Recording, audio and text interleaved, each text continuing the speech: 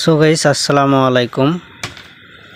আজ আমরা shutter fitting করার জন্য চলে আসছি রংপুর জেলার পীরগঞ্জ থানার ভেন্ডাবাড়ি ইউনিয়নের হাজিপুর তথা সিঙ্গারপাড়া গ্রামে আনিসার ভাইয়ের বাড়িতে শাটার ফিটিং করার জন্য চলে আসছি।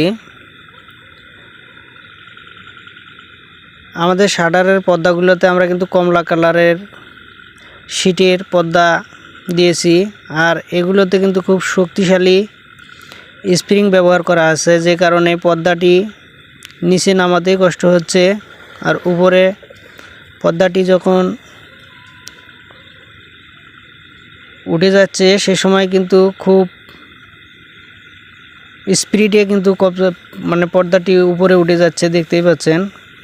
আর এই সকল ধরনের কাজগুলো কিন্তু আমাদের এরকমই হয়ে থাকে।